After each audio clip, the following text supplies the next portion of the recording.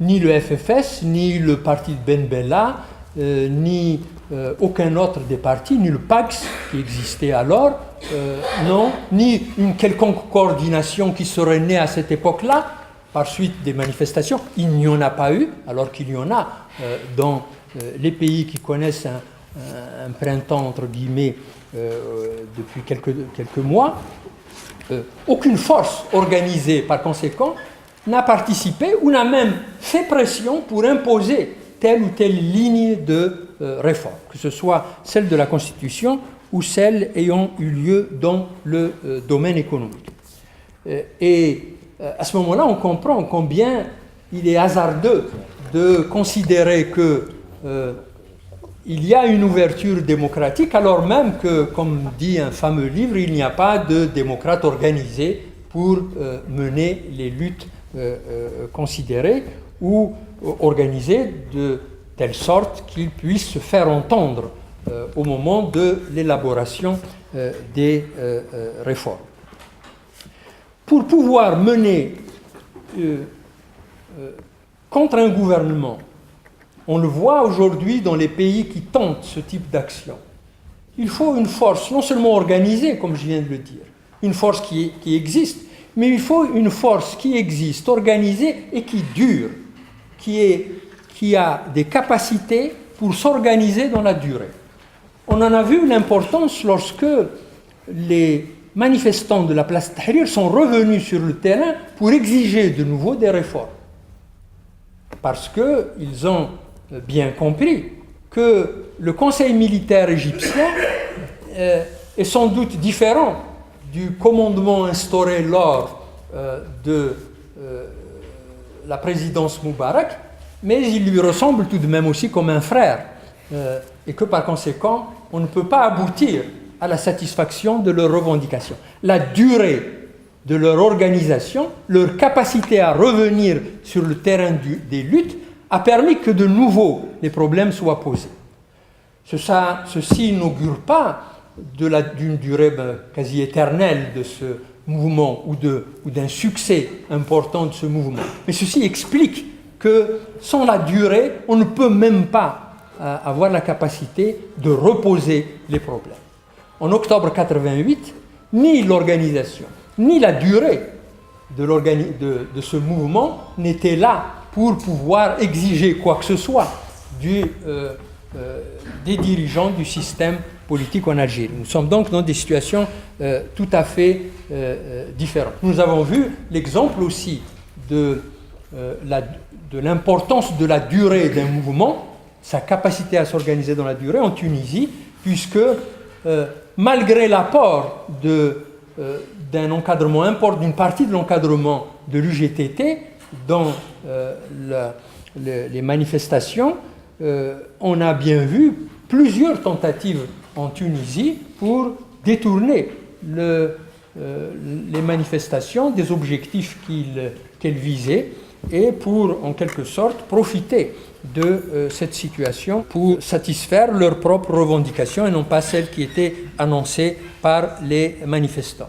On voit donc combien sont très différentes les situations et combien pour l'Algérie on ne peut pas parler de conditions qui permettent une ouverture démocratique. Si j'ai encore quelques minutes, je voudrais parler du blocage, non pas cette fois du système de parti unique et de ce à quoi ce blocage a conduit, mais du blocage du système de ce que j'appelle la démocratie de façade, servant là aussi de façade, comme son nom l'indique, ou de devanture ou d'alibi pour cacher l'emprise du commandement militaire sur le système. L'emprise du commandement militaire s'est manifestée à plusieurs reprises depuis la Constitution de 89, depuis l'instauration du multipartisme. Elle s'est manifestée d'abord pour écarter le gouvernement Hamrouche, quoique le gouvernement Hamrouche était une réponse au sein du système à la situation nouvelle créée par le blocage du parti unique et par la fin du parti unique. La transition démocratique, c'est autre chose. C'est un processus cumulatif d'ouverture dans le domaine des libertés démocratiques, dans le domaine des droits de l'homme, conduisant progressivement à la mise en place d'un État de droit dans le cadre d'une séparation des pouvoirs, d'élections libres et honnêtes au suffrage universel et d'une justice indépendante. Aucun de ces points n'a jamais été pratiqué dans le système politique algérien, ni en ce qui concerne la séparation des pouvoirs entre l'exécutif et le législatif, et encore moins à l'égard du pouvoir judiciaire. La justice a toujours été tenue par le pouvoir exécutif. Mais surtout, la démocratie de façade qui a été mise en place, et ceci est me semble-t-il, indispensable pour comprendre à la fois l'attitude qu'il faut avoir à l'égard des promesses de réforme du système et des projets que les uns et les autres mènent en vue d'améliorer la situation des droits humains ou la situation des libertés démocratiques dans le pays. Le système, en réalité, c'est pourquoi j'ai voulu tracer cette fresque-là, est resté avec des changements mineurs fondamentalement le même. C'est-à-dire qu'il y a toujours, sous couvert du parti unique ou sous couvert du pluralisme, plutôt du multipartisme, l'emprise du commandement militaire.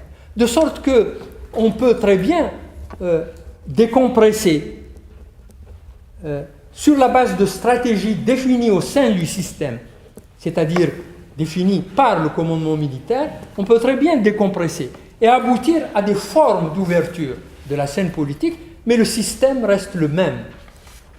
Et dès lors, il est impossible d'avancer vers une véritable transition démocratique. La transition démocratique suppose que l'on sort du système autoritaire, et ceci, je l'ai expliqué, nécessite d'autres forces que celles vivant dans ou autour du système autoritaire.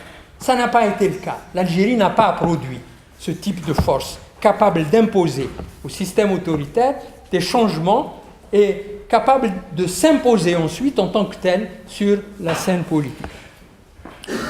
La situation n'a pas changé aujourd'hui. Et par conséquent, lorsque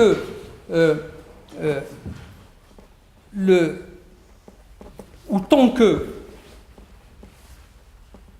quel que soit le discours politique, le système comprend en son sein une police politique, fait extrêmement important. Il n'est pas possible de dire que l'on a quitté ou que l'on entend quitter le système autoritaire pour aller dans une voie de transition démocratique, tournant le dos précisément, même si c'est progressivement, au système autoritaire. Or, jamais,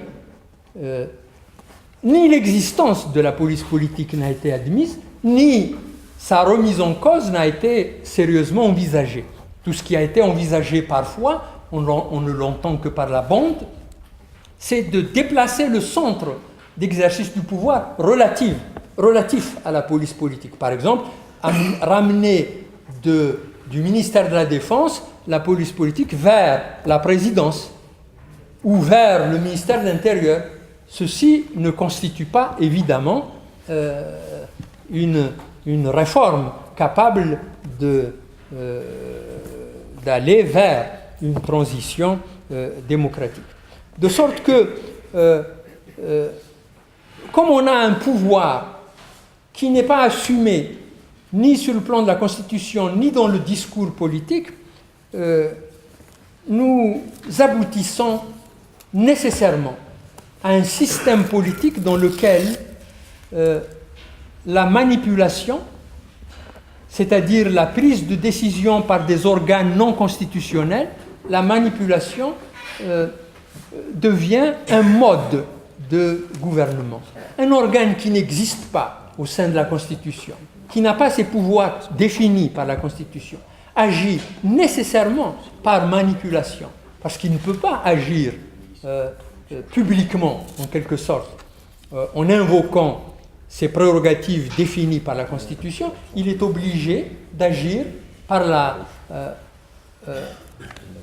manipulation, c'est-à-dire sans assumer publiquement. Et si vous regardez de près, la plupart des décisions, qu'il s'agisse de coups d'État, que ce soit en 65 ou en 92, qu'il s'agisse de coups d'État de 65 ou de 92, qu'il s'agisse de démission de chefs d'État, par exemple, ou d'autres actes d'importance, le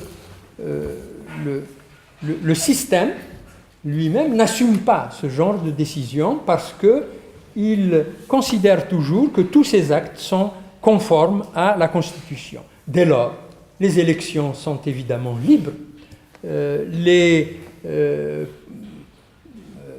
compétences des gouvernants, à commencer par celles du chef de l'État, sont constitutionnelles. Le chef de l'État qui est écarté ou démis démissionne. Et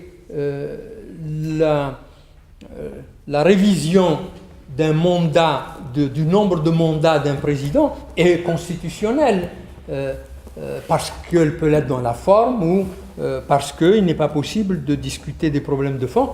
Et surtout, pour terminer, les élections sont libres et l'armée jamais n'intervient dans les élections, quelle que soit la réalité à laquelle tel ou tel a pu assister ou qu'il a pu déduire des analyses qui sont faites par les observateurs. C'est donc dans ces conditions, me semble-t-il, qu'il faut à la fois apprécier les promesses de réforme conduites de surcroît aujourd'hui en Algérie sans pression populaire notable, en tout cas sur le plan politique, et qu'il faut apprécier aussi les projets des uns et des autres, y compris dans les oppositions, en ce qui concerne les changements qui paraissent nécessaires pour sortir des crises politiques en Algérie. Merci beaucoup. Merci, M. Boucher.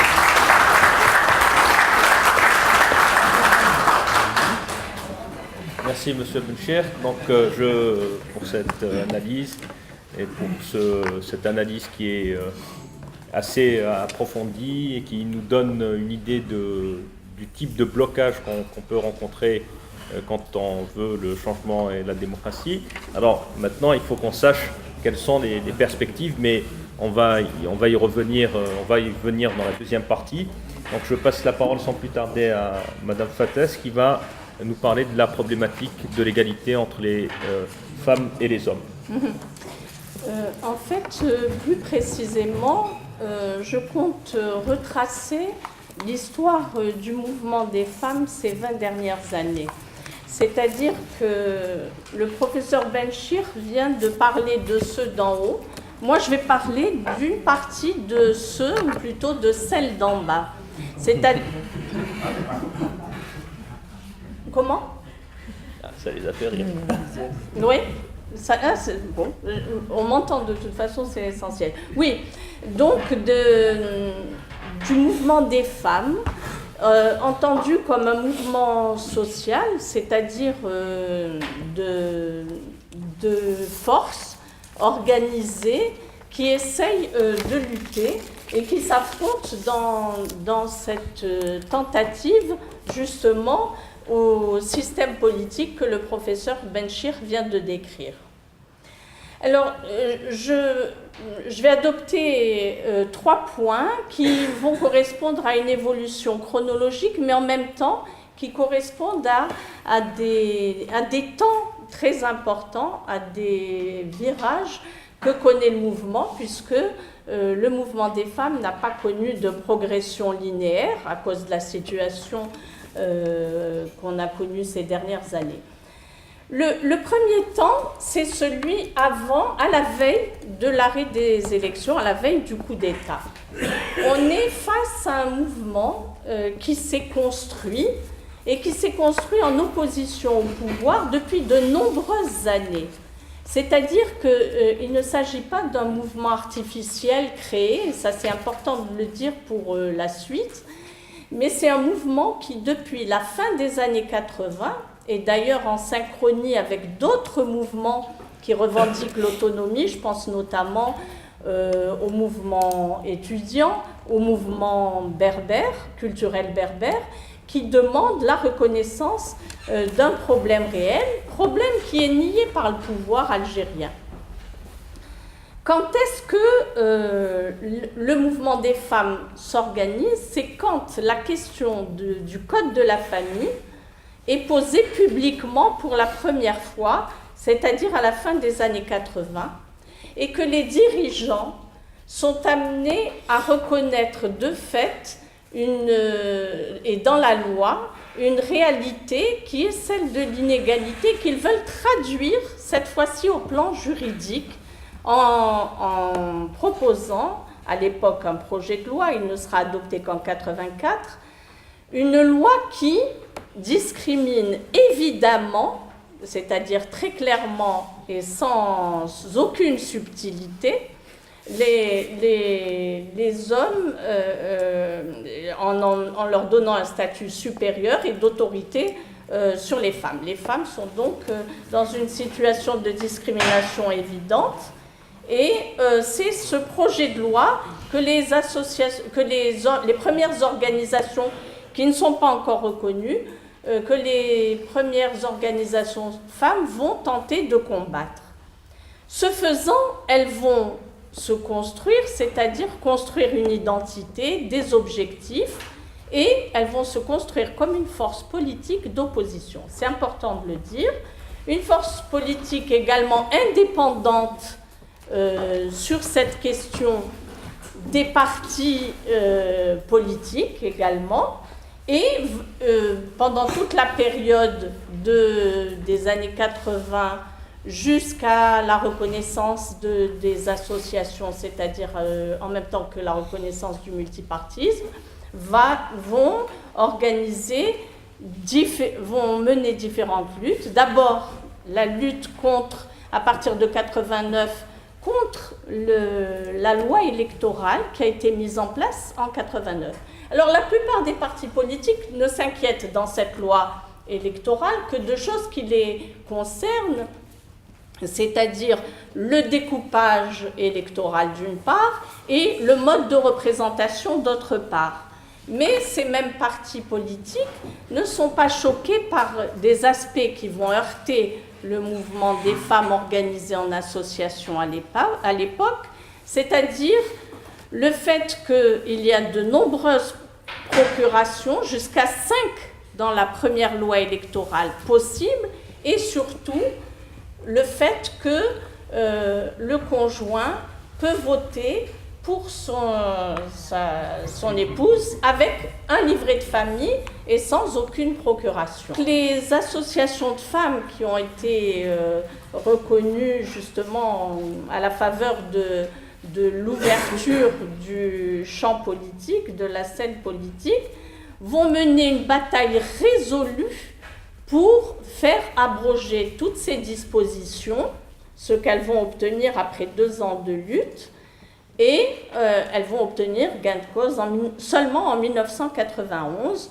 où une seule procuration sera maintenue, et le vote par livret de famille purement et simplement supprimé.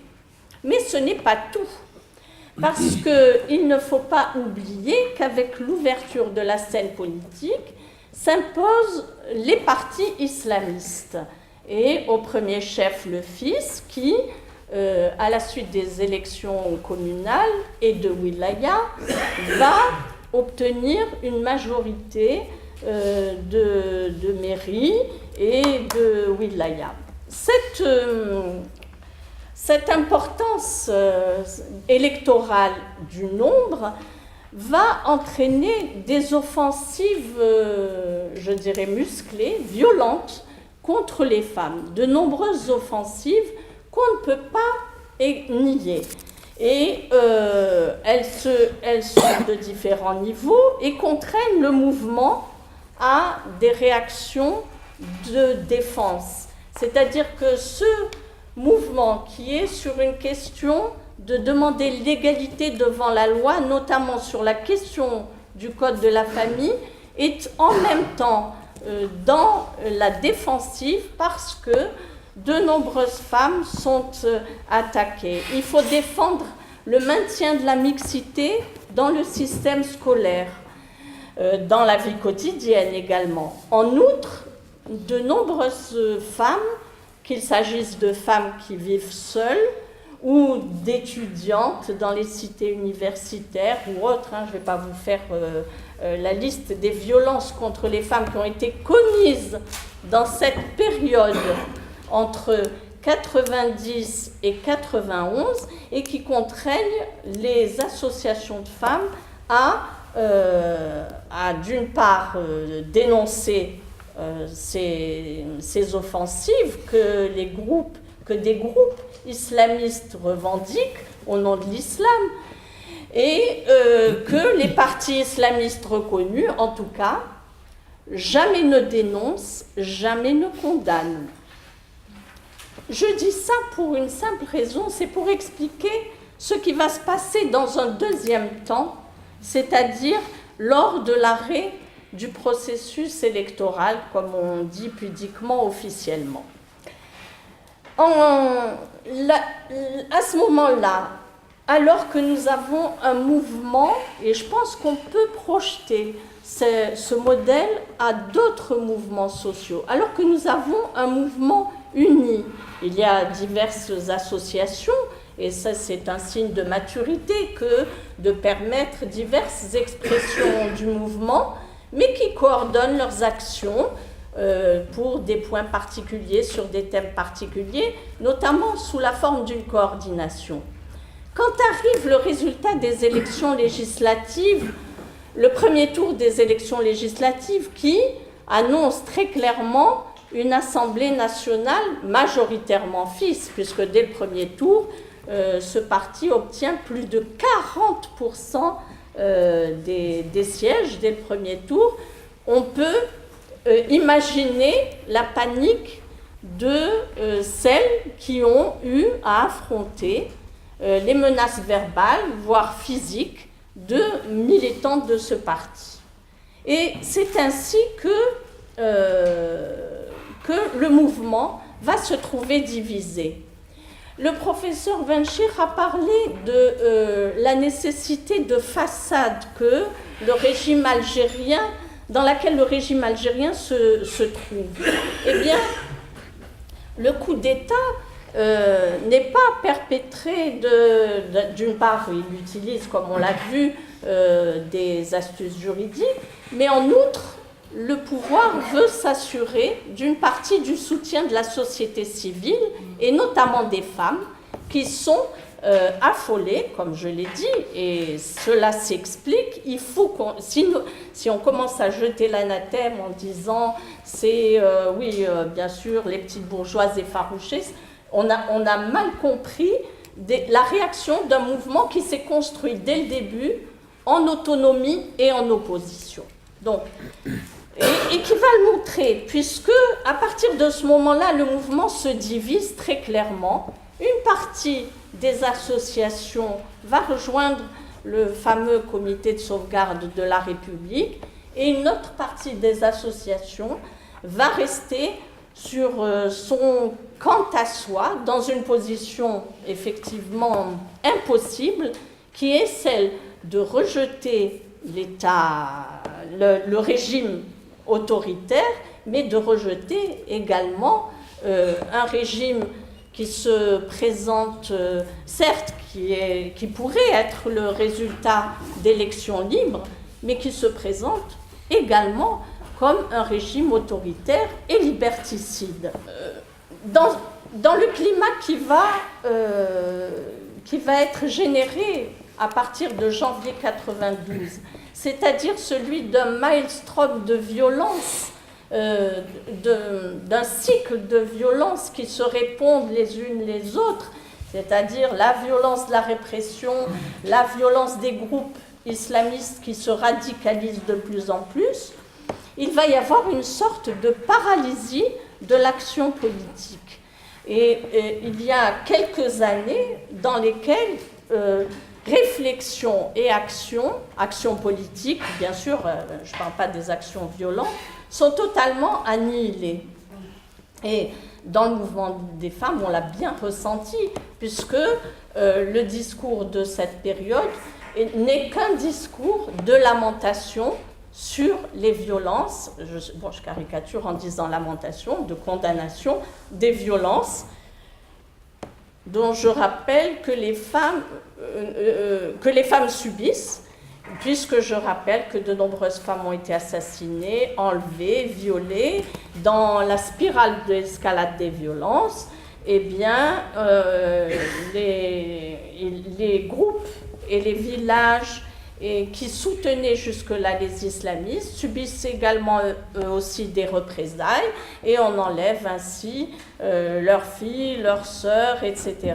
Et que on le sait aujourd'hui, mais on ne sait pas la réalité des choses, mais il y a eu plusieurs milliers de femmes, non seulement tuées, bien sûr, mais aussi enlevées et violées. Cet état de choses, bien entendu, sert le pouvoir, et il sert d'autant mieux le pouvoir que cette situation ne peut qu'entraîner une émotion non seulement au niveau national, mais aussi au niveau international, alors qu'il subit la réprobation ou la critique de certains régimes jusqu'à un certain point. Eh bien, la situation des femmes, faite aux femmes dans ce contexte de violence, lui sert, et elle est tout à fait instrumentalisée. Le mouvement des femmes qui s'exprime, la partie du mouvement des femmes qui s'exprime, n'exploite pas la situation pour avancer ses revendications, c'est-à-dire pour prendre ses distances vis-à-vis du pouvoir, mais jusqu'à un certain point qui sera la date de 1996. À partir de 1996, le mouvement des femmes prend totalement ses distances vis-à-vis du pouvoir et se repositionne. Pourquoi cette date? Parce que à ce moment-là, eh bien, le chef de l'État à l'époque, c'était, je crois, Zolwell, va ratifier la convention pour l'élimination de la discrimination à l'encontre des femmes, avec toutes les réserves liées au code de la famille. C'est-à-dire qu'en fait, il ratifie une convention en la vidant de son contenu. C'est ce qui permet aux associations du mouvement d'arrêter leur adhésion, bien sûr, qu'elles justifiaient, certaines associations justifiées par le fait des violences. À la limite, il y avait moins pire que les islamistes, mais à partir de cette date-là, il y a une prise de conscience qui va être encore renforcée par le fait qu'en 1997, une opération d'amendement au Code de la famille va lamentablement avorter.